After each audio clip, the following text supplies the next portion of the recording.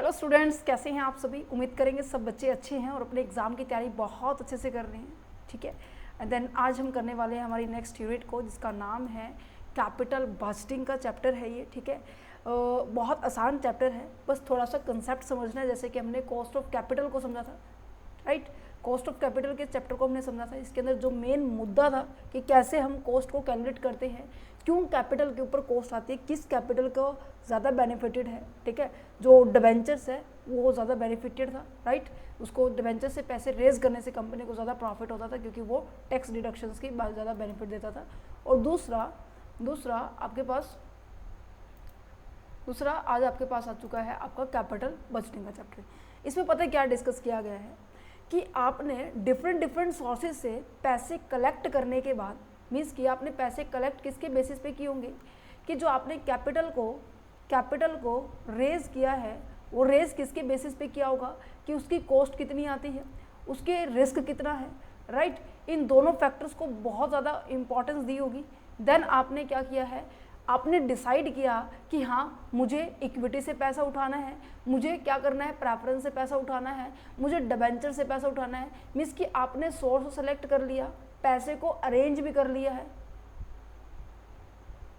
Arrangement हो चुकी है। अब फाइनली स्टेप आ जाता है कि जो पैसा आपने, हमारे एग्जाम्पल में 1 करोड़ रुपए का एग्जाम्पल चल रहा था कि जो भी हमने 1 करोड़ रुपए अरेंज किए हैं, अब फाइनली बात आ जाती है उसको हम क्या करने वाले हैं, एलोकेट करने वाले हैं।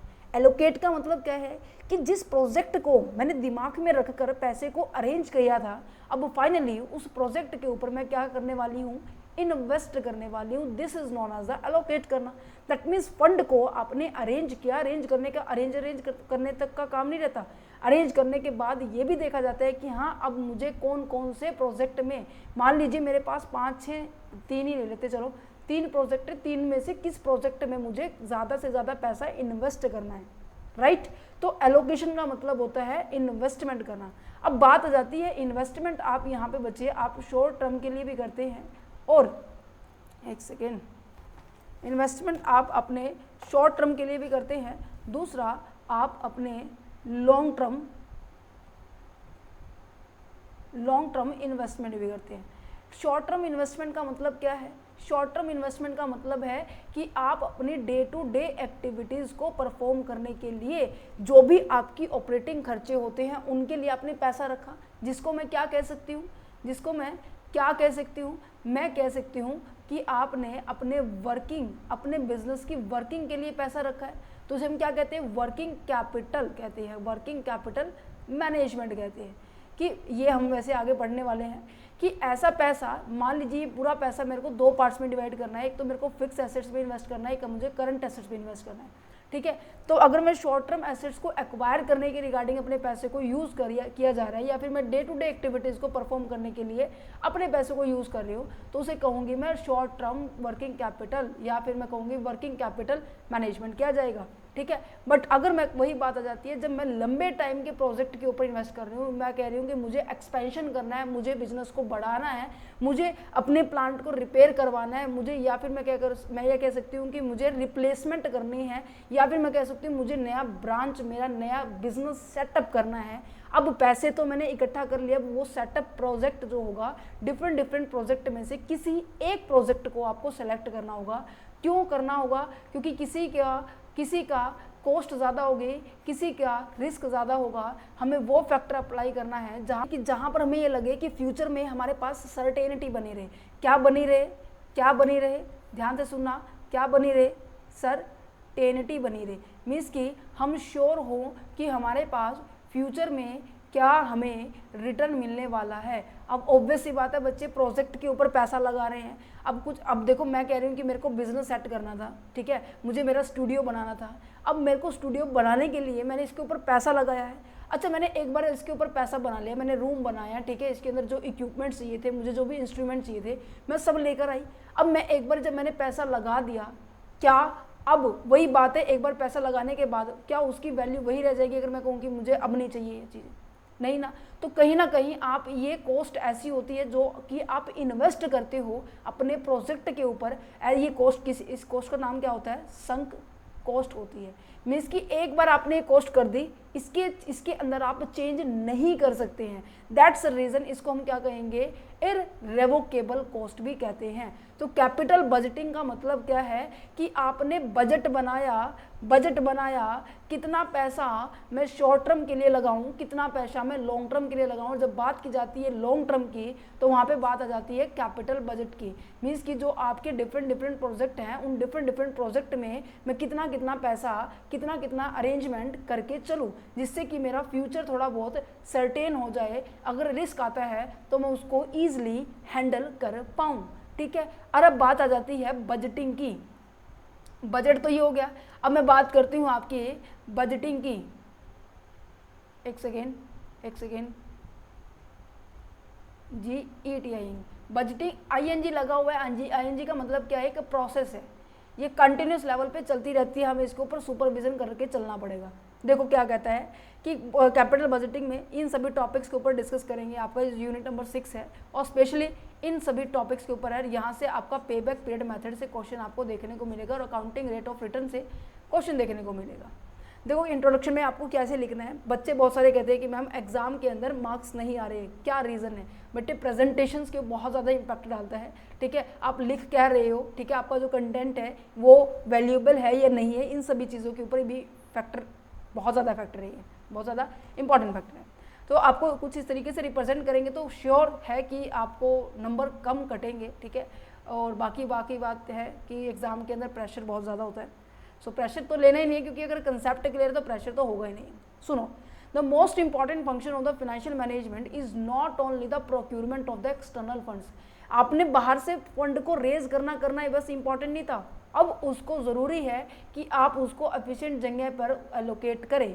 एलोकेट करने का मतलब क्या है कि आप उस फंड को क्या करने वाले हैं, इन्वेस्ट करने वाले हैं। जो हमने फर्स्ट चैप्टर के अंदर डिस्कस किया था कि यहाँ पर सबसे पहले हम क्या करते हैं, फिनेंसिंग करते हैं, देन उसके बाद हम क्या करते हैं, हम इन्वेस्टिंग डिसीजन लेते हैं। ये डिसीजन लिया जाता है कि हम शॉर्ट टर्म के लिए इन्वेस्टमेंट कर रहे हैं, लॉन्ग टर्म के लिए करें, शॉर्ट टर्म के लिए करें, ये सभी चीज़ें अब हम लॉन्ग टर्म की डिस्कस करने वाले हैं। तो इन्वेस्टमेंट डिसीजन हुआ, तो investment decision first is that is the short term assets के अंदर हो सकता है, second is that is the long term assets में हो सकता है। शॉर्ट टर्म एसेट्स के बारे में अगर बात की जाए तो उसे क्या कहा जाता है, वर्किंग कैपिटल मैनेजमेंट कहा जाता है। क्योंकि वर्किंग क्यों बोला, कि day to day operating activity को मैनेज इजिली किया जाए, ये अलग कंसेप्ट है। बट कैपिटल बजटिंग के अंदर क्या आता है, जब आप क्या करते हो, लॉन्ग टर्म के प्रोजेक्ट को संभालते हो, उसका सुपरविजन करते हो, राइट। तो कैपिटल बजटिंग का मतलब क्या हो गया कि एक ऐसी प्रोसेस है जहां पर हम डिटरमाइन करते हैं कि ऑर्गेनाइजेशन को लॉन्ग टर्म के प्लान के लिए कितने पैसों की रिक्वायरमेंट है,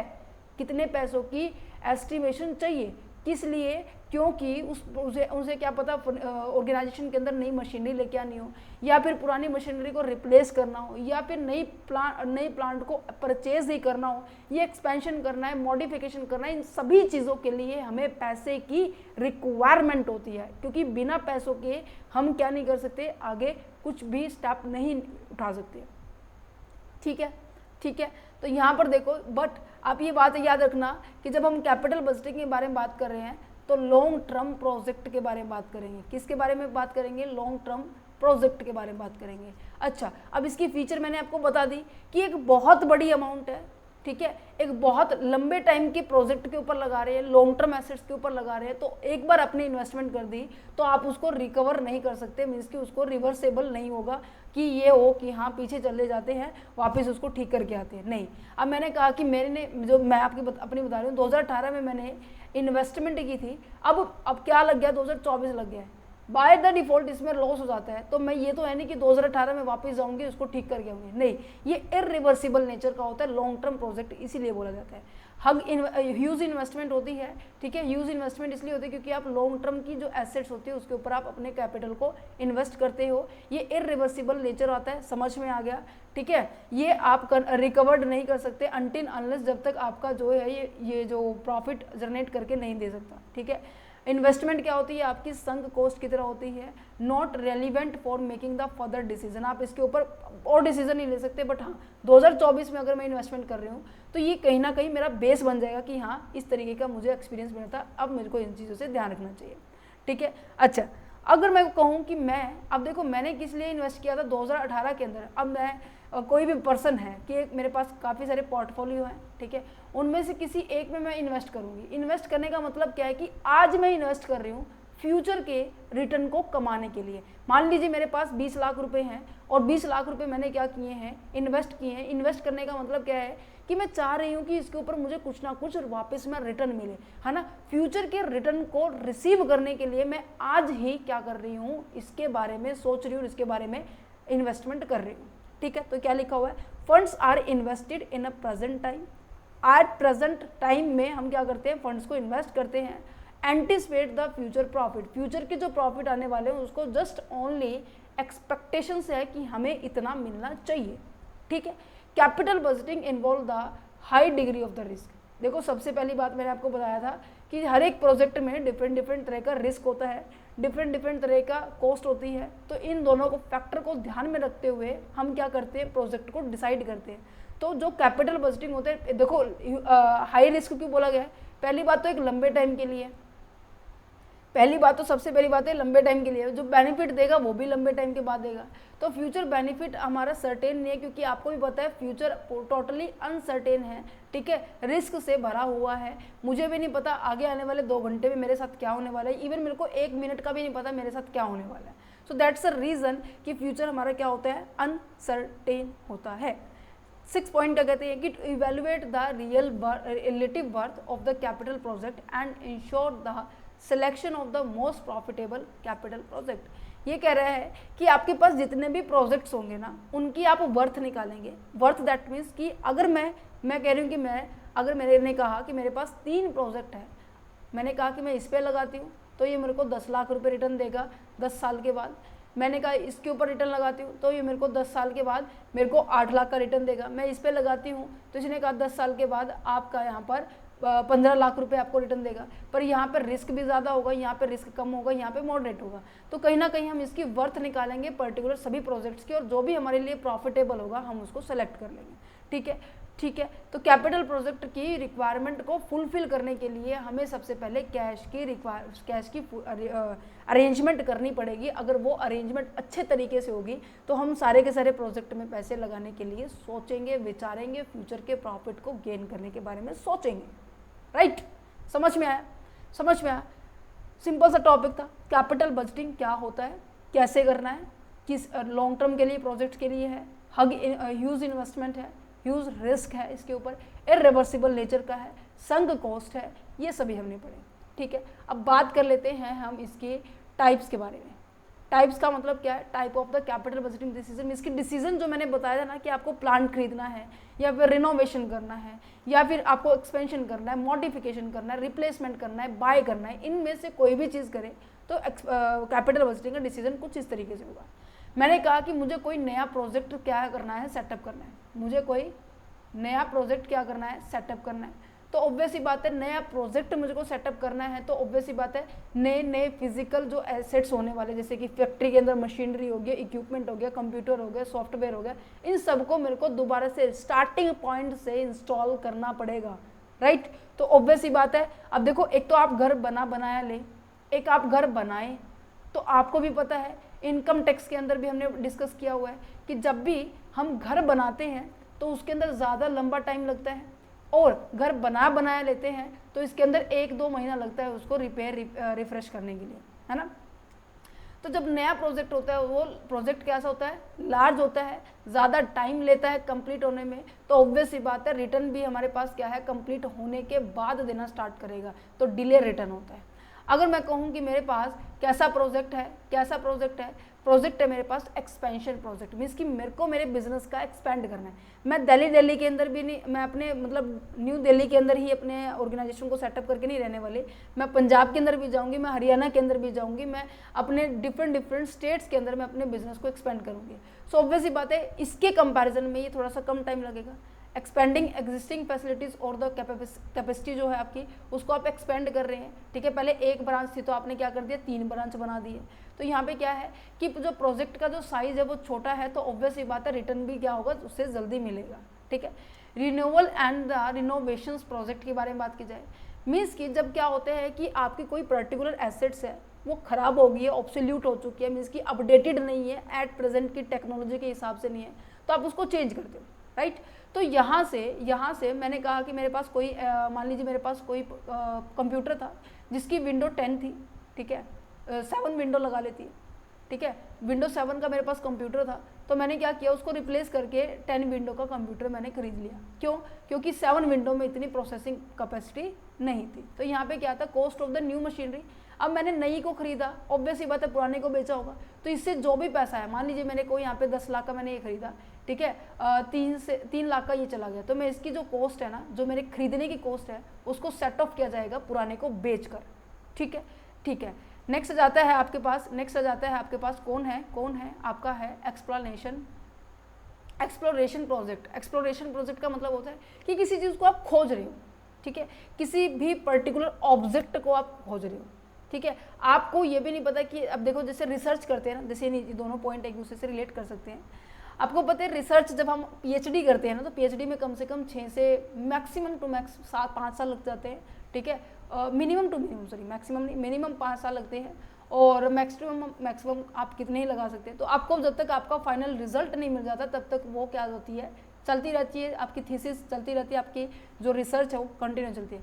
तो आपका जो प्रोजेक्ट क्या है, बहुत ज़्यादा अनसर्टेन है, हाई रिस्की है, आपको भी नहीं पता कब कंप्लीट होगा, क्योंकि कब कंप्लीट होने का नहीं पता तो गारंटी भी नहीं है कि हमारे पास क्या हो, कि हमारे रिसोर्सेज एज अ फाइनेंस को अरेंज करने का, या फिर मैं कहूँ कि रिटर्न आने का कोई प्रोजेक्ट यहाँ पर नहीं नज़र आएगा, क्योंकि आपको ये नहीं पता कि कितने टाइम तक मेरा प्रोजेक्ट चलने वाला है, कितना टाइम लेने वाला है, कितनी कॉस्ट आने वाली है, आउटकम तो बाद में पता लगेगा मैं, ठीक है, समझ में आया। अच्छा, अब बात कर लेते हैं हमारे पास कैपिटल बजटिंग प्रोसेस के बारे में। कैपिटल बजटिंग प्रोसेस का मतलब क्या होता है कि आप जब बजट बनाते हैं ना, वो किस बेसिस पे बनाते हैं, दैट मीन्स बजट बनाने के टाइम पे आप किन किन एस्पेक्ट को ध्यान में रखेंगे, उनके बारे में बात की जा रही है।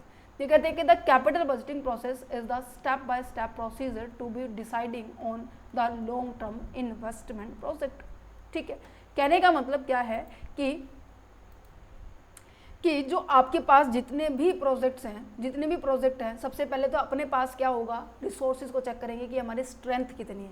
जैसे हमने पीछे लास्ट लेक्चर के अंदर हमने रिस्क एंड रिटर्न वाले चैप्टर के अंदर डिस्कस किया था कि जो हमारे पास जो ये मॉडल है ना, बाउअर का जो ये इन्वेस्टमेंट डिसीजन मॉडल है, ये भी कहीं ना कहीं ये आपके प्रोसेस जो बजटिंग का से थोड़ा बहुत सिमिलर करता है। क्यों? क्योंकि यहाँ पे क्या है, बजटिंग के अंदर सबसे पहले जो आपके जो मैनेजर है ना, जो टॉप एग्जीक्यूटिव जो टॉप लेवल पे काम करते हैं ना, उनके दिमाग में कोई ना कोई आइडिया आएगा, ठीक है, वो आइडिया अपने कलीग्स के साथ क्या करेंगे, डिस्कस किया जाएगा, ठीक है, और उसके कॉज एंड इफेक्ट को मेजर किया जाएगा और कॉज एंड इफेक्ट के बारे में बातें की जाएंगी, ठीक है। तो सबसे पहले क्या लिखा गया है कि सम टाइम जो आपके एंटरप्रेन्योर होते हैं, ठीक है, जो आपके जो टॉप एग्जीक्यूटिव्स होते हैं, वो अपनी बिजनेस की पोटेंशियल्स को आइडेंटिफाई करेंगे, क्योंकि जितनी आपके पास स्ट्रेंथ होगी उसी के हिसाब से आप क्या अवेल कर सकते हो, फ्यूचर में आने वाली अपॉर्चुनिटी अवेल कर सकते हो। फॉर एग्जाम्पल, जैसे कि मैंने कहा लॉकडाउन के अंदर जिनको भी कंप्यूटर लैपटॉप नेटवर्किंग का काम नहीं आता था, तो उनके लिए बहुत ज़्यादा ड्रॉबैक था। जिनको आता था चलाना, तो ऑब्वियस ही बात है वो ऑनलाइन प्लेटफॉर्म पे आके आप लोगों को पढ़ाया जा रहा था, है ना। तो यहाँ पे अपनी सबसे पहले स्ट्रेंथ को देखेंगे, ठीक है, जो आपको आइडिया आया है उसको एक्सप्लोर किया जाएगा, उसकी टीम के साथ पास किया जाएगा, वो ये देखेंगे कि क्या ये एग्जिस्ट हो सकता है या नहीं हो सकता, ठीक है। अच्छा, फिर मैंने ये देखा, ओके, नंबरिंग की मिस्टेक है, कोई इशू नहीं रहेगा, प्लीज़ आप पॉइंट के ऊपर फोकस कीजिए। Estimating the cash flow. Cash flow का मतलब क्या है कि जो प्रोजेक्ट है ना, उस पर्टिकुलर प्रोजेक्ट पे हमारा कितना कैश लगेगा, दैट मीन्स हमारा कैश आउटफ्लो के बारे में बात की जा रही है। कौन से बारे में बात की जा रही है? आउटफ्लो के बारे में बात की जा रही है कि कितना पैसा है कि किसी पर्टिकुलर प्रोजेक्ट के ऊपर लगने वाला है। जैसे कि हमारे जो भी डिफरेंट फैक्टर्स के जो एक्सपर्ट्स होते हैं, ठीक है, इंजीनियर्स होते हैं, मार्केटिंग डिपार्टमेंट के होते हैं, फाइनेंशियल एक्सपर्ट्स होते हैं, वो ये डिफाइन करेंगे कि हर एक प्रोजेक्ट के ऊपर कितनी कॉस्ट आने वाली है, एस्टिमेट करेंगे। जैसे कि आपकी कोई प्रोजेक्ट आप लगाने जा रहे हो, फैक्ट्री सेटअप करना चाह रहे हो, तो लैंड का खर्चा होगा, मशीनरी का खर्चा होगा, ठीक है, प्रोडक्शन का खर्चा होगा, लेबर का खर्चा होगा, ऑपरेशन कॉस्ट होगी। तो ये सारी की सारी खर्चे छोटे मोटे इन सबको देखेंगे। देन उसके बाद हम इवेल्युएट करेंगे कि हमारे पास कैश है कितना। एग्जैक्ट में क्या देखेंगे, एग्जैक्ट में ये देखेंगे कि जो रिक्वायरमेंट है और जो हमारे पास है उसको कंपेयर करेंगे। इनके समय बराबर मिल जाता है कि हमारे पास मान लीजिए 10 लाख रुपए चाहिए थे, हमारे पास 20 लाख रुपए रखे हैं, तो हम इजीली इसको अंदर इन्वेस्ट कर सकते हैं। अच्छा, बट फाइनेंशियल एनालिस्ट जो आपके विशेषज्ञ होते हैं, ठीक है, एनालिसिस्ट होते हैं, उनसे दोबारा से रिव्यू करवाया जाएगा कि हाँ जी एक्यूरेसी बताओ, एडजस्ट करके बताओ कि जितनी भी अनसर्टेनिटी हो सकती है। अनसर्टेनिटी क्या हो सकती है बताओ? नेचुरल डिजास्टर्स आ सकते हैं, क्लाइमेट में चेंज आ सकता है, इन्फ्लेशन आ सकता है, इंटरेस्ट रेट बढ़ सकता है, बैंक रेट बढ़ सकता है, जिसके कारण आप, या फिर मैं कहूँ कि पॉलिटिकल पार्टीज इंस्टेबिलिटी नहीं है, लीगल रेगुलेशंस जो है आपकी वो एक्सचेंज हो सकते हैं। ये कहीं ना कहीं आपकी अनसर्टेनिटी है बिजनेस में। तो इन सभी अनसर्टेनिटीज़ के ऊपर क्या करना है, हमें फोकस करना है और इन सर्टेनिटी की फोकस करने के बाद हम फाइनली हम किसी भी एक प्रोजेक्ट को सेलेक्ट कर लेंगे, किसी भी एक प्रोजेक्ट को क्या कर लेंगे, सेलेक्ट कर लेंगे। ओके, इवेल्युएट किया हमने सबसे पहले अपनी स्ट्रेंथ को, देन कैश की रिक्वायरमेंट को देखा, देन इवेल्युएट किया कैश को, फ्लो को, देन प्रोजेक्ट को हमने सेलेक्ट किया, देन उसको हम एग्जैक्ट में एग्जीक्यूट कर देंगे। एग्जैक्ट में एग्जीक्यूट करने का मतलब क्या है कि हमने उस प्रोजेक्ट में फाइनली पैसा लगा दिया है। अब फाइनल पैसा लगाने देने के बाद हम उसके ऊपर आंखें गड़ा के भी तो देखेंगे ना कि हाँ सही चल रहा है नहीं चल रहा, जो हमने सोचा था, जो हमारी एक्सपेक्टेशंस थी वो कंप्लीट हो रही है नहीं हो रही है, क्या हम उसको देखेंगे? यस, उसको देखेंगे। चलो, होगी अपनी प्रोसेस कंप्लीट। अब बढ़ते हैं हमारे capital budgeting techniques and methods के ऊपर। कैपिटल बजटिंग टेक्निक्स और मेथड का मतलब क्या है कि जब किसी भी प्रोजेक्ट में हम पैसे को इन्वेस्ट करते हैं, किसी भी प्रोजेक्ट में हम जब पैसे को इन्वेस्ट करते हैं तो इन्वेस्ट करने से पहले हम ये देखेंगे कि हमें रिटर्न के ऊपर ज़्यादा फोकस किया जाएगा और रिस्क के ऊपर फोकस किया जाएगा। बट इनको कैलकुलेट करने के लिए ना ये 2 पॉइंट दिए गए हैं, नॉन डिस्काउंटेड ट्रेडिशन, या फिर हम इसको कह सकते हैं ट्रेडिशनल मेथड, या फिर मैं कहूँगी कि टाइम एडजस्टमेंट, या फिर डिस्काउंटेड कैश फ्लो। क्या आपको मैंने बोला था कि टाइम वैल्यू ऑफ मनी का जो कंसेप्ट है ये आपका कैपिटल बजटिंग के अंदर ये बेस रहने वाला है। अभी इस चैप्टर का बेस नहीं है, 7 चैप्टर का बेस है। नॉन डिस्काउंटेड का मतलब क्या है, मैंने आपको बताया था, जब हम प्रेजेंट वैल्यू निकालते हैं, फ्यूचर वैल्यू निकालते हैं, इनके बीच का एक ब्रिज होता है जिसको हम रेट ऑफ रिटर्न बोलते हैं।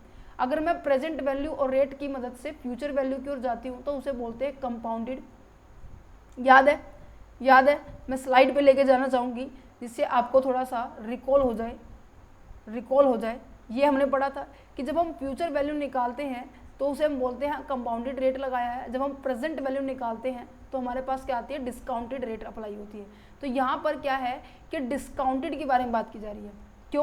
क्यों ऐसा क्यों है? क्योंकि कैपिटल बजट क्या है बच्चे, कि आज हम इन्वेस्ट करेंगे, आज हमारे पास से पैसा आउटफ्लो होगा और फ्यूचर में ये कह रहे हैं कि तुम्हें इस प्रोजेक्ट से इतना पैसा मिलेगा, तुम्हें हमेशा फ्यूचर वैल्यू दी मिलेगी, तुम्हें रेट दिया मिलेगा।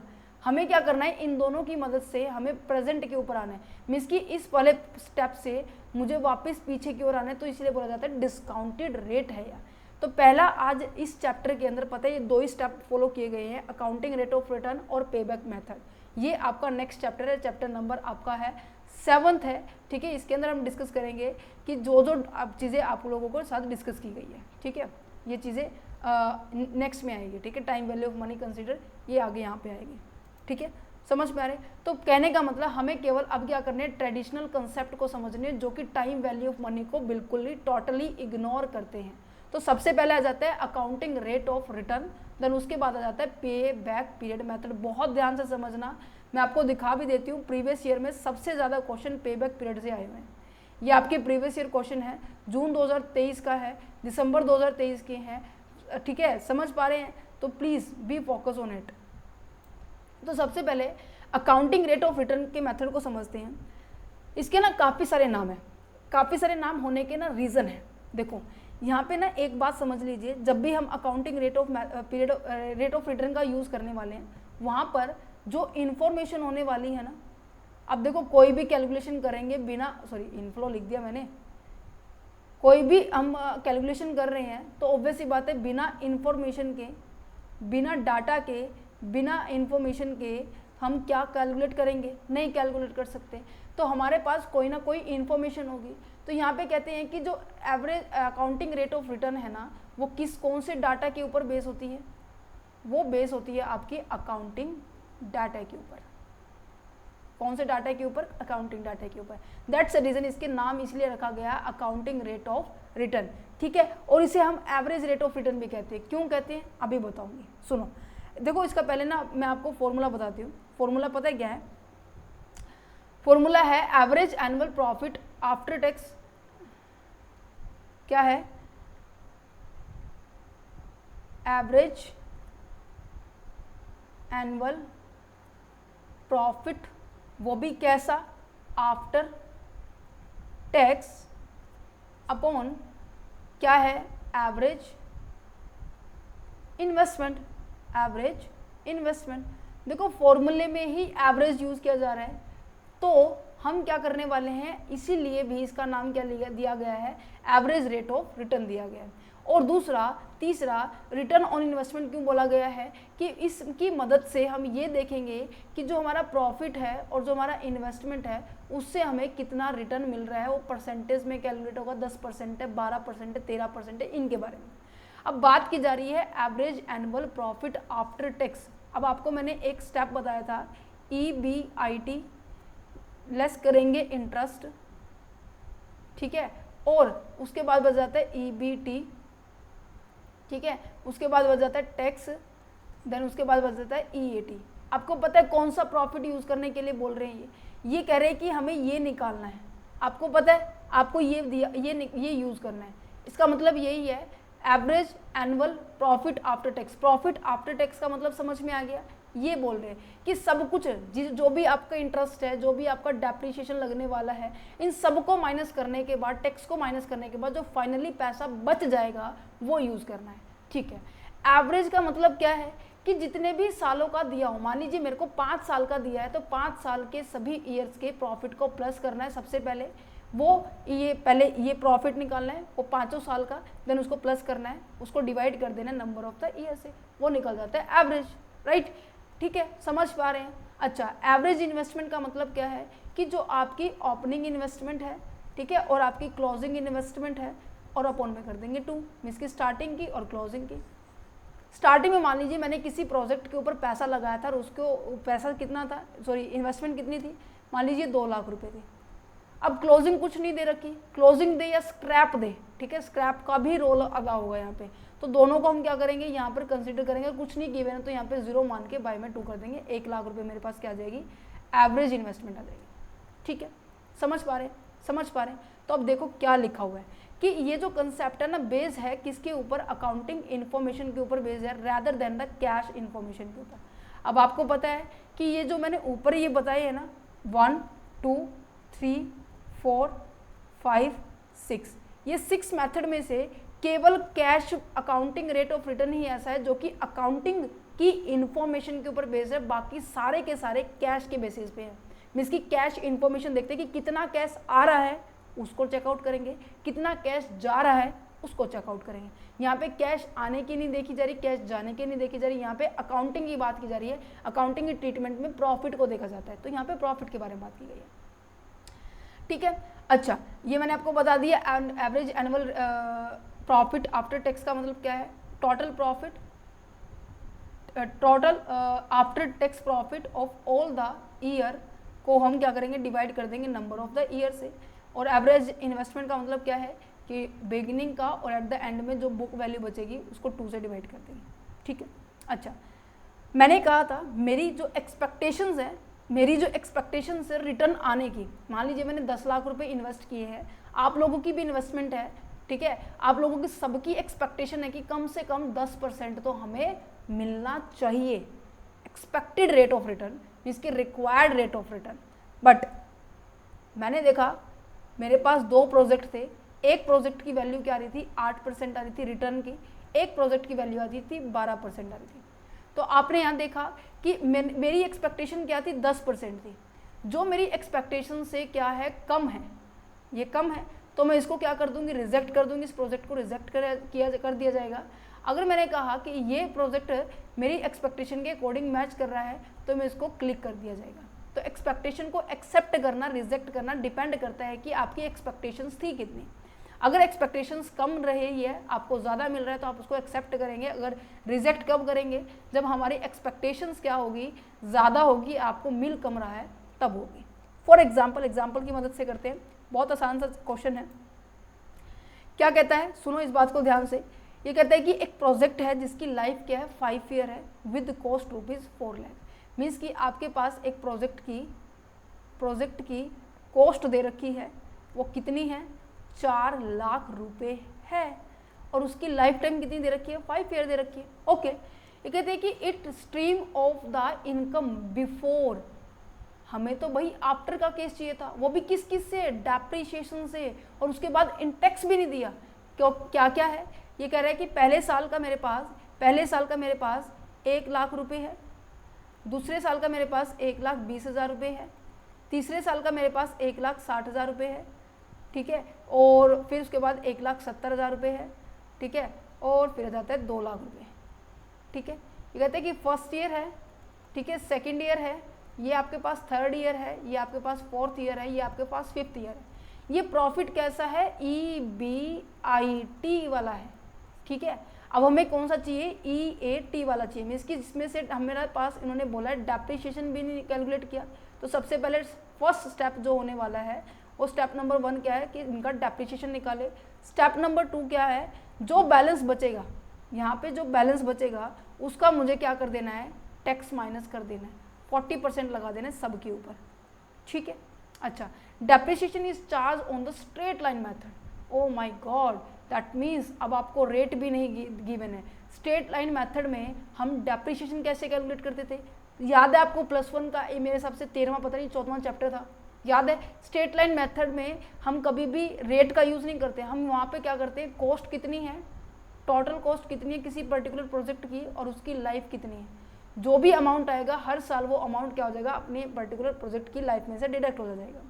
अब मैंने कहा कि मेरे प्रोजेक्ट की कॉस्ट कितनी है, 4 लाख है, और 5 साल तक चलेगा, तो ऑब्वियस ही बात है मेरा डेप्रिसिएशन कितना आ जाएगा स्ट्रेट लाइन मेथड के अकॉर्डिंग, ये आ जाएगा बच्चे 80,000 मेरा स्ट्रेट लाइन मेथड के हिसाब से डेप्रिसिएशन लग रहा है, ठीक है।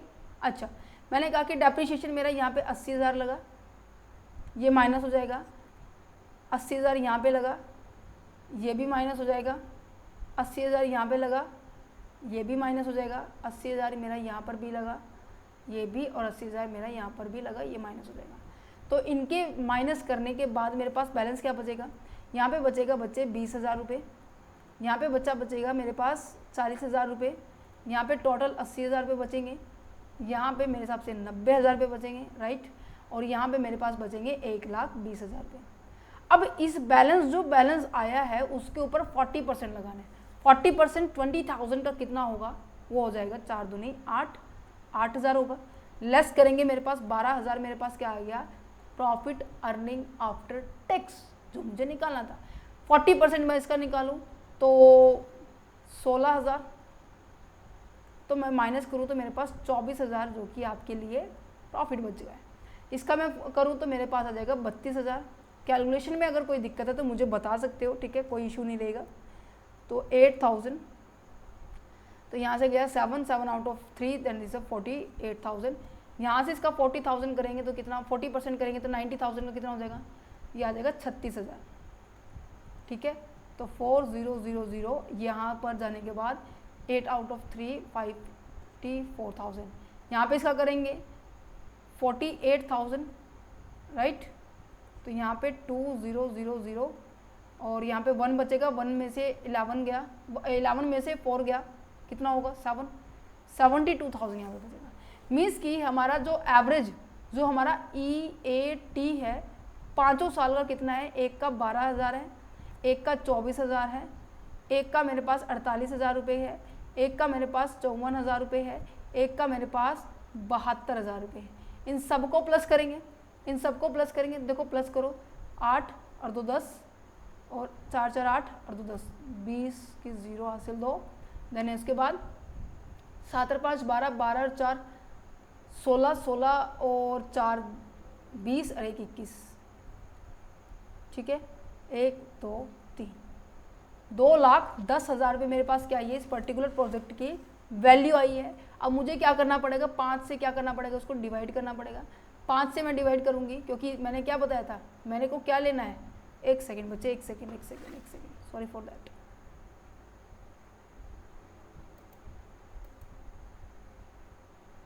अब ठीक है, अब देखो मैंने कहा कि 2,10,000 रुपये मेरे पास कॉस्ट आई, मेरे को एवरेज निकालना है। एवरेज का मतलब क्या है कि टोटल ऊपर नीचे नंबर ऑफ द ईयर से डिवाइड कर दो। तो मैं इसको कट करूं तो मेरे पास कितना आएगा, 42,000 आएगा। ठीक है, कितना आएगा, 42,000 आएगा। अब मेरा फॉर्मूला क्या था कि average annual profit of after tax upon में average rate of average investment. तो ये मेरे पास कितना आया, 42,000 आया। अच्छा, एवरेज इन्वेस्टमेंट निकालेंगे तो देखो मेरे को लास्ट की redemption value, closing value, scrap value कुछ नहीं गिवन है, तो हम इसी को मान लेंगे 4 लाख को मैं 2 से डिवाइड कर दूंगी तो मेरे पास कितना आएगा, 2 लाख रुपये आएगा। और इनटू में किया जाएगा 100, क्योंकि परसेंटेज में निकलेगा तो आप इसको सॉर्ट आउट कर सकते हैं। 3 0 से 3 0 कट गई, 2 0 से 2 0 कट गई है, और यहाँ पे आ जाएगा, ये आ जाएगा 21% क्या मिलने वाला है, आपका रिटर्न मिलने वाला है। अगर आपकी एक्सपेक्टेशंस 21 से ज़्यादा थी, मैंने कहा कि आपकी तो एक्सपेक्टेशन 23 से थी, तो आप इस प्रोजेक्ट को एक्सेप्ट नहीं करेंगे। अगर आपकी एक्सपेक्टेशन केवल 15% थी तो आप इसको जल्दी से जल्दी एक्सेप्ट कर लेंगे। क्लियर, समझ पा रहे हैं? अच्छा, इसी तरीके से मैंने आपको एक और एग्जाम्पल दिया हुआ है। इसमें क्या लिखा हुआ है कि आपको 2 मशीनरी दी हुई है, और दोनों मशीनरी की जो कॉस्ट है वो 60,000 रुपये है। ठीक है, और दोनों की लाइफ भी क्या है, 5 साल के लिए। तो यहाँ पर प्रॉफिट दिया हुआ है बिफोर टैक्स के बारे में बात की जाती है। ऑब्वियस है, जो EBIT का कंसेप्ट मैंने अभी आपको समझाया, आपको चाहिए EAT, तो सारी की सारी चीज़ें हम वापस ऐड बैक करते चले जाएंगे, जो जैसे कि हमने अभी किया है ना। समझ पा रहे? अच्छा, सॉरी, एक सेकेंड। ऐड बैक तो तब करेंगे ना जब आपको ये चीज़ें निकालनी हो। अब आपको दिया ये चीज़ें है, निकालना ये है, तो लेस करते चले जाएंगे, है ना। कुछ क्वेश्चंस में क्या होगा कि जैसे लॉजिक बता रही हूँ कि अगर मुझे EBIT चाहिए होता था, मुझे EAT दिया होता था, मुझे वापस ऊपर जाना पड़ेगा। वापस ऊपर जाने के लिए मुझे वहाँ पर ऐड करना पड़ेगा, बट यहाँ पे माइनस करना पड़ेगा। ठीक है, अच्छा, उनकी बताया गया है कि जो प्रोजेक्ट है उसको आपको पहले साल कितना मिलेगा, 15,000 मिलेगा, दूसरे साल 20,000 मिलेगा, तीसरे साल 25,000 मिलेगा। इसको मैं लिख लेती हूँ क्योंकि फिर ये क्वेश्चंस करेंगे हम फटाफट सॉल्व।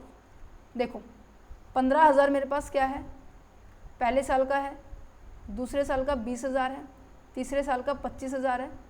एक बार मैं लिख लूँ इसको, 15,000 है, एक बार मैं इसको लिख लेती हूँ फटाफट।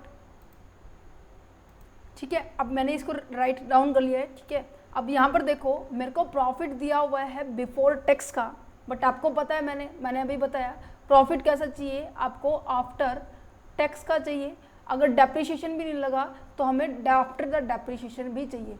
ठीक है, मीन्स की जो आपको प्रॉफिट दे रखा है बिफोर टैक्स, इसके ऊपर अब मीन्स की अभी हमें टैक्स को कैलकुलेट करना रहता है। अब टैक्स की रेट कितनी है बच्चे, टैक्स की रेट है आपके पास 50% है, तो दैट मीन्स इसका 50% करेंगे। जैसे कि अभी बताया था ना, EBIT, EAT। अब यहाँ पे मेरे पास EBT दे रखा है। ठीक है, EBT दे रखा है, मुझे जो बैलेंस बचा है उसका मुझे 50% करना है। अब जिसका बैलेंस बचा हुआ है, अब देखो 15,000 का 50% कितना होगा, 7,500। तो इसको मैं थोड़ा सा अलग पेन से लेके जाती हूँ, 7,500। तो यहाँ पे भी प्रॉफिट कितना बचेगा, बाकी का बचा 50% यहाँ पे, ये 10,000 यहाँ पर है, तो ये यहाँ पर 10,000 पे यहाँ पे हो जाएगा। 25,000 का 50% कितना होगा, 12,500 होगा, यहाँ पे 12,500 हो जाएगा। ठीक है, अब 15,000 का 50% कितना होगा, 7 और 7 7,500 हो जाएगा। ठीक है, यहाँ पे भी 7,500 हो जाएगा। 10,000 का 50% 15,000 हो जाएगा, 5,000 हो जाएगा, 5,000 हो जाएगा। ठीक है, समझ में आ रहा है? मेरे पास आफ्टर प्रॉफिट आफ्टर टैक्स निकल गया। अब इन सब का मैं प्लस करूँ तो मेरे पास कितना आएगा, 7,500 प्लस के 10,000 प्लस के 12,500 प्लस के 7,500 प्लस में आ जाता है 5,000, तो ये आ जाता है 42,500 रुपये। ठीक है, ये हमने क्यों निकाला है, क्योंकि मेरे को क्या चाहिए, average annual profit after tax, right. अब प्रॉफिट आफ्टर टैक्स मैंने निकाला, ये हो गया 42,500 रुपये, ये हो गया। एवरेज निकालने के लिए मुझे क्या करना पड़ेगा, नंबर ऑफ द ईयर से मुझे डिवाइड करना पड़ेगा। मुझे इसको 5 से डिवाइड करना पड़ेगा, जो कि आएगा 8 से इसको कट करेंगे तो फिर आएगा यहाँ पर 8 से कट किया, देन इसके बाद 500, 8,500 रुपये मेरे पास क्या आ रही है, average annual profit after tax आ रहा है मुझे। और दूसरे नंबर पे क्या चाहिए, मुझे दूसरे नंबर पे चाहिए भाई एवरेज इन्वेस्टमेंट। क्या चाहिए, एवरेज इन्वेस्टमेंट।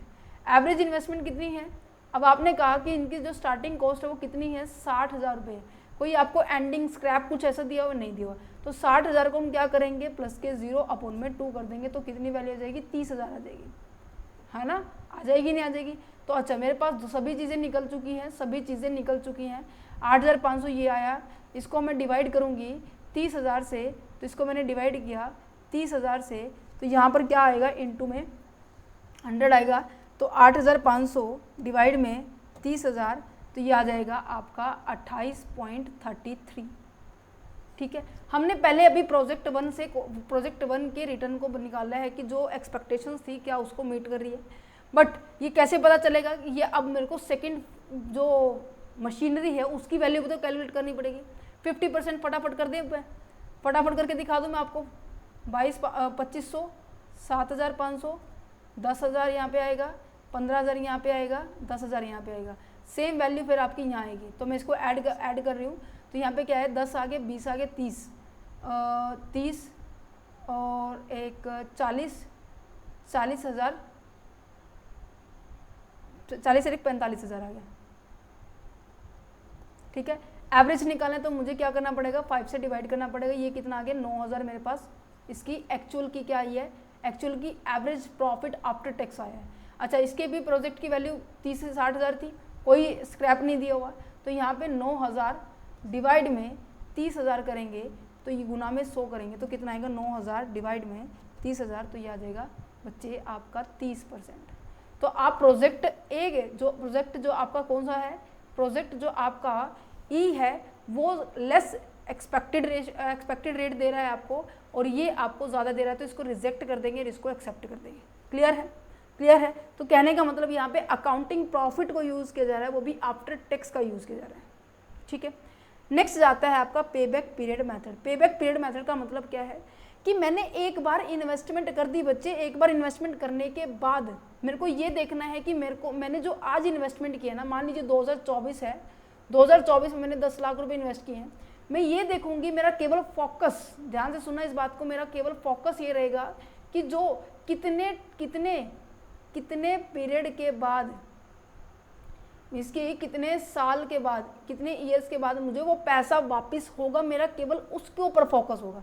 मुझे ये फोकस नहीं होगा कितना मिल रहा है, नो, मुझे ये फोकस होगा कितने टाइम पीरियड मुझे लगने वाला है। रीज़न पता है क्यों है, क्योंकि यहाँ पे हम प्रोजेक्ट की लाइफ के साथ यहाँ पर हम कंपेयर करते हैं, तभी हम प्रोजेक्ट को सोचेंगे कि हाँ इसमें इन्वेस्ट करना है या इन्वेस्टमेंट नहीं करना। तो ऊपर वाले में हमने कैसे देखा कि हमारी एक्सपेक्टेड रेट के साथ हमने कंपेयर किया, यहाँ पे प्रोजेक्ट की लाइफ के साथ कंपेयर करना है। ओके, अच्छा, मैंने कहा कि जो 10 लाख रुपए मैंने इन्वेस्ट किए हैं, 10 लाख रुपए मैंने इन्वेस्ट किए हैं, आपको हर साल 2 लाख रुपए मिलेंगे। मीन्स कि आपको एवरी ईयर क्या मिलने वाले हैं, 2 लाख रुपीज़ मिलने वाले हैं। तो मैंने कहा कि 10 लाख थे सारे के सारे, टोटल वैल्यू 10 लाख थी, और 10 लाख में से मुझे 2 लाख रुपए हर साल मिलेंगे, तो मुझे टाइम पीरियड कितना लगेगा, मैंने कहा भाई मेरे को तो 5 साल लगेंगे। कैसे निकाला आपने कि जितनी टोटल कैपिटल थी अपॉन में आपको इनफ्लो कितना हो रहा है उसके बारे में बात की जा रही है। ये होता है जब आपका कैश इनफ्लो क्या हो, यूनिफॉर्म। हर साल में ये बोला है कि हाँ आपको 2 लाख मिलेंगे, तो कैश क्या है, इनफ्लो है। तो फॉर्मूला सिंपल सा है, टोटल कैपिटल अपॉन में इनफ्लो, राइट। अगर मैं कहूँ कि मेरा जो कैश है, कभी मेरे को 1 लाख मिल रहे हैं, कभी 80,000 मिल रहे हैं, कभी 50,000 मिल रहे हैं, तो इस सिनारियो के अंदर हम कैसे टाइम पीरियड को फाइंड आउट करेंगे, कितने साल लगेंगे मुझे ये पैसे को वापस मेरे पास आने में, तो उसे बोलते हैं not uniform for the whole period. तो इस केस में मैंने एग्जाम्पल लिया हुआ है। मान लीजिए मैंने जो इनिशियल इन्वेस्टमेंट थी वो 2.5 लाख की हुई थी, और उन्होंने कहा कि पहले साल आपको 90,000 देंगे, दूसरे साल आपको 70,000 देंगे, फिर तीसरे 50, फिर दूसरे चौथे 80 और फिर उसके बाद 45। बट हमें तो केवल 2.5 लाख तक की देखना है कि 2.5 लाख हमें कब तक मिल जाएंगे, उसके बाद का हमें देखना ही नहीं है ना। तो मैंने कहा कि पहले साल मेरे को मिले 90, उसके बाद मेरे को मिले 70 मिले या नहीं मिले, तो इनके बाद मतलब कि सेकेंड ईयर तक मुझे कितने पैसे मिल गए, 1,60,000 रुपये मिल गए। अच्छा, तीसरे साल मुझे 50,000 मिलेंगे, तीसरे साल मुझे 50,000 मिलेंगे, और तो मतलब कि मेरे पास कितना हो गया, 2,10,000 रुपये हो गया। तो कहने का मतलब ये इस तरीके से आगे जाएगा, देन यहाँ पे क्या हो जाएगा, प्लस हो जाएगा, देन वो प्लस अमाउंट यहाँ पे लिखनी है, देन ये फिर नेक्स्ट ईयर के साथ प्लस होगा, देन ये यहाँ पे लिखनी है, देन ये प्लस होगा, देन यहाँ पे लिखनी है, देन ये प्लस होगा, देन यहाँ पे लिखनी है। बट हमें तो केवल 2.5 लाख तक का काम है। कहते 3 साल तक के अंदर अंदर मुझे 2,10,000 रुपये मिल चुके हैं। मीन्स की रहते कितने हैं, कहते इन्वेस्ट 2.5 लाख किए थे, रहते भाई 40,000 हैं। मीन्स की इस 80,000 में से, ध्यान से सुनना, थोड़ा सा क्लियर कर देती हूँ मैं इसको, कि इस 80,000 में से अब मुझे क्या करना है, ओनली एंड ओनली इस 80,000 में से मेरे को 40,000 निकालने हैं। अब ये बात आ जाती है कि 80,000 तो भाई पूरे साल में मिल रहा है, मीन्स कि 1 अप्रैल से लेकर 31 मार्च की बारे में बात कर रहे हैं। तो अब मैं कह रही हूँ कि मेरे को तो भी 40,000 चाहिए, कि तो कोई बात नहीं, मंथ निकालो कि 40,000 लेने में आपको कितना टाइम लगेगा। मैंने कहा कि जो आपको 12 महीने में आपको 80,000 रुपये मिल रहे हैं, तो मुझे निकालने 40,000 के ऊपर मुझे कितने महीने लगेंगे। तो मैंने इसको कट किया, ये 2 से ये 6 से कट किया, तो मीन्स की 6 महीने लगने वाले, मीन्स की हाफ ईयर लगने वाला है। 3 साल आपके ऊपर के हैं प्लस के हाफ ईयर यहाँ है, तो 3.5 साल आपको लगेंगे इस 2.5 लाख को कवर करने के लिए, इस पर्टिकुलर पैटर्न को जब हम फॉलो कर रहे हैं। ठीक है, अब मैंने कहा कि मैंने इसको कंपैरिजन एक्सेप्ट करना है, रिजेक्ट करना है। मैं इसको किसके थ्रू कंपैरिजन करूंगी, प्रोजेक्ट की लाइफ के साथ कंपैरिजन करूंगी। अगर प्रोजेक्ट की लाइफ क्या है, बहुत ज़्यादा है, मैंने कहा कि 8 साल तक प्रोजेक्ट चलेगा, तो बेनिफिटेड है हम इस प्रोजेक्ट के इस पर्टिकुलर इन्वेस्टमेंट में इन्वेस्ट करें। क्यों रीज़न क्या है, क्योंकि मुझे 3.5 साल में जो पैसा मैं 8 साल के लिए इन्वेस्ट कर रही हूँ वो मुझे 3.5 साल में मिल रहा है, तो कमी थोड़ी ना है। अच्छा, मैंने कहा कि मुझे 3.5 साल में मुझे पैसा मिल रहा है, प्रोजेक्ट की लाइफ है ही 2 साल, तो ऑब्वियस सी बात है इस प्रोजेक्ट को तो क्या किया जाएगा, रिजेक्ट किया जाएगा। तो एक्सेप्टेंस की जाएगी if the project life of the project is more, अगर आपके प्रोजेक्ट की लाइफ क्या है, ज़्यादा है, किसके कंपैरिजन में, पे बैक पीरियड मेथड के। अगर रिजेक्ट कब होगा, जब आपके प्रोजेक्ट की पीरियड की लाइफ कम है। क्लियर है, चैप्टर हो गया बेटे फिनिश। सिंपल, कितना सिंपल क्वेश्चन था, कितना सिंपल चैप्टर था ये, राइट। चलो अब मैं आपको इसकी समरी पे लेके चलती हूँ। ये प्रीवियस ईयर क्वेश्चन है, वैसे ध्यान से करना है इसका आंसर आप हाँ, ये पता है क्या है कि एक्स वाई लिमिटेड, मैं आपको हिंट दे रही हूँ, करना सोल्व आपको है। एक्स वाई लिमिटेड है, उसने कंसीडर करना है मशीनरी को, machinery number 1, machine number 2, 2 option दिए गए हैं, दोनों की जो कॉस्ट है 6 लाख रुपए है। Earning after tax depreciation during the year, ये कह रहे हैं कि आफ्टर टैक्स एंड डेप्रिशिएशन है, इसकी कुछ काम नहीं करना, सब कुछ दिया हुआ है आपको 5 साल के लिए। लाइफ टाइम जो मशीनरी है एक्सपेक्टेड की गई है, नीचे दी गई प्रॉफिट से। अब यहाँ पर आपको जस्ट सीधा इसका एवरेज प्रॉफिट निकालना है, ठीक है, और इसकी एवरेज इन्वेस्टमेंट से क्या कर देना, डिवाइड कर देना। 6 लाख डिवाइड में 2 = 3 लाख, 3 लाख डिवाइड में आ जाएगा। ठीक है, ये कह रहे हैं कि स्ट्रेट डेप्रिशिएशन प्रोवाइड किया गया स्ट्रेट लाइन बेसिस पे, find out the pay back period. आपको साथ में पे बैक पीरियड मेथड भी निकालना है कि आपने किसी पर्टिकुलर प्रोजेक्ट के ऊपर 6 लाख रुपए लगाए हैं, ठीक है, दोनों प्रोजेक्ट की में से मैं कह रही हूँ कि आपको 6 लाख रुपए लगाए हैं। अब हर साल आपको अलग अलग मिल रहे हैं। अब पहले मेथड से तो ARR से तो कर सकते हो, इसका मैं बता देती हूँ। अब मैंने कहा कि पहले साल आपको 1.5 लाख मिले, पहले साल आपको 1.5 लाख मिले, दूसरे साल में गए 50,000 रुपये और मिल गए, 2 लाख टोटल हो गया। अच्छा, तीसरे साल में गए फिर कितना हो गया, 2,40,000 रुपये हो गया। 4th ईयर में गए, फिर ये आ जाएगा आपका 2,60,000 आ जाएगा, ठीक है। फिर उसके बाद आ जाता है 2,70,000, ठीक है, ठीक है। ये क्या निकल के रहा है आपका, जिसकी 5 साल के अंदर आपको 2,70,000 रुपये मिलेंगे। अब यहाँ पे देखते हैं कि पहले साल आपको 10,000 मिले, फिर दूसरे साल 20 मिले, फिर हो गए 30, 30 में 30 प्लस करेंगे हो गए 90, 90 में फिर 1,20,000 करेंगे प्लस, तो हो जाएगा ये आपका 2,10,000 रुपये, और 2,10,000 में ये प्लस करेंगे तो 2,60,000 हो जाएगा। अब देखो मेरा पूरा 6 लाख पे नहीं पहुंच रही ना, तो यहाँ पे मैंने क्या देखा कि यहाँ पे 5 साल के अंदर मुझे 2,70,000 मिल रहे हैं, यहाँ पे 5 साल के अंदर मुझे 2,60,000 मिल रहे हैं, 10,000 रुपये कम मिल रहे हैं, तो प्रोजेक्ट ए मेरे लिए बेनिफिटेड है, जो मुझे ज़्यादा रिटर्न देगा। ठीक है। अब इसके ARR का आंसर आप मुझे दे सकते हैं कमेंट सेक्शन के अंदर। आगे सभी क्वेश्चंस दिए हुए हैं, इसके अंदर भी पेबैक पीरियड मेथड है, बहुत आसान सा है कि पहले साल आपको 20,000 मिले, दूसरे साल 30,000 मिले, तीसरे साल फिर 30,000 मिले, फिर 40, फिर 40, आपने 1 लाख रुपए इन्वेस्ट किए थे। सो सिंपल, कैलकुलेट करो, आंसर बताने डिस्क्रिप्शन में। ये आपको समरी दी गई है इस पूरे चैप्टर की, ठीक है। बहुत आसान सा, मैं कह रही हूँ कि बहुत बहुत बहुत आसान सा चैप्टर है ये। और इवन अगर आज का चैप्टर अगर समझ में आया तो आपका नेक्स्ट जो चैप्टर है, चैप्टर नंबर 7, वो तभी समझ में आएगा बच्चे, क्योंकि बहुत सारी चीज़ें हैं जो इसके ऊपर बेस्ड है, ठीक है। सो अगर आप ये PDF लेना चाहते हैं चैप्टर नंबर 6 की, तो ₹9 आपको पे करने होंगे इस पर्टिकुलर PDF के लिए। तो डिस्क्रिप्शन में WhatsApp number, email ID given है, तो आप टीम के साथ कॉन्टैक्ट कर सकते हो, वो आपको बता देंगे कि आपको कैसे नोट्स है एक्सेस होने वाले हैं, ठीक है। So thank you for watching this video, have a nice day and all the very best.